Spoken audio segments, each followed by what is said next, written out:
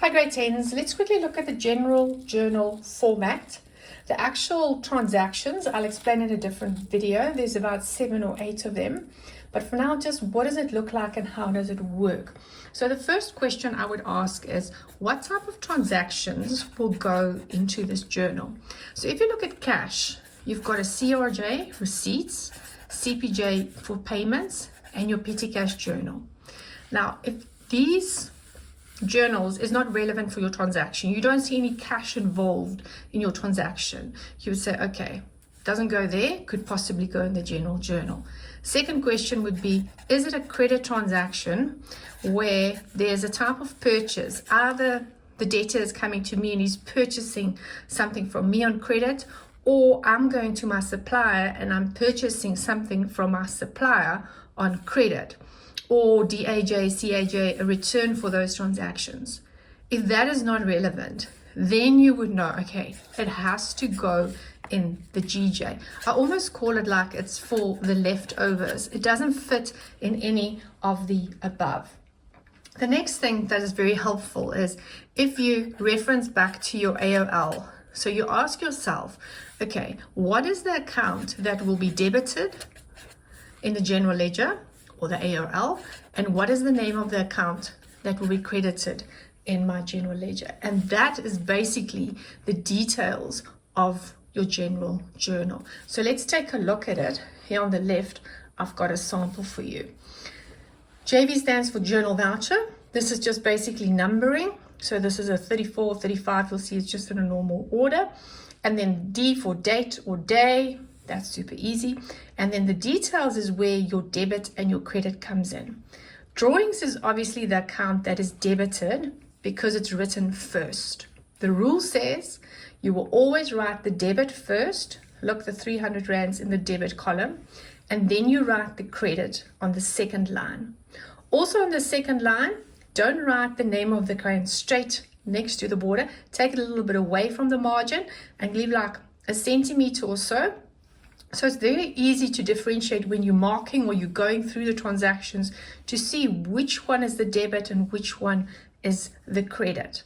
And look here, the 300 rand is in the credit column. So like the amounts are left, right, left, right, left, right. Same with your details, left, right, left, right. Debit always first and the credit second. Straight after that, you write a short sentence that is called a narration.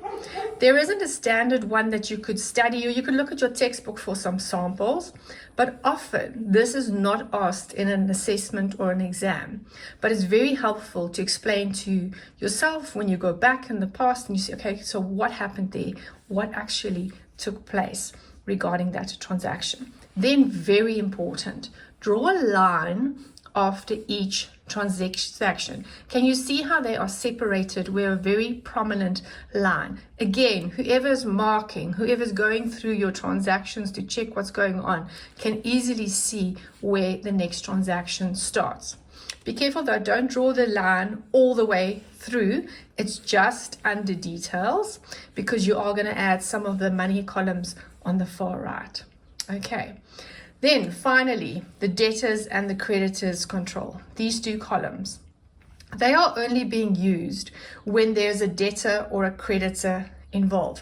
Now remember what I said earlier, the transactions when you are buying or selling, DJ, CAJ will still go into the DJ, CJ. These will probably be used when there's some mistakes that you're trying to fix, or the person is gone and he's disappeared and you want to make a bad debt. So it's unique transactions for a debtor and a creditor that will go in here. If you look at the second one, I've got two names, Mr. V Hopeful and Mr. B Hopeful. Obviously I'm trying to fix a mistake here.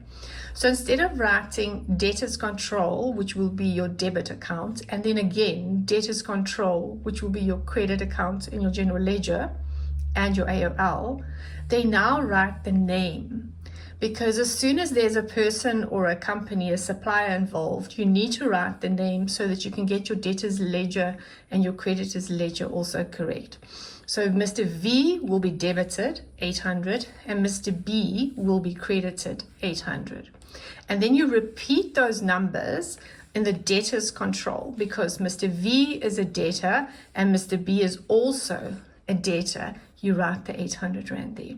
So you repeat the amounts if there's a name in the details column that is referencing either a debtor or creditor. If you go down and you see them here where I have got bad debts, somebody that didn't pay off their debt, so that's a debit 400. But there's a name, Mrs. Wishful. So again, when I see the name, this person wrote debtors control in brackets as well, so that you know what is the account that's credited.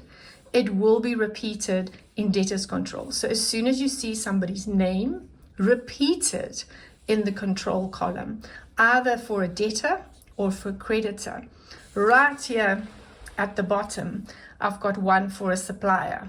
It's a wholesaler that's debited with 100 Rand. So wherever the name is, I will repeat that amount in the control account, and you can see it was a debit.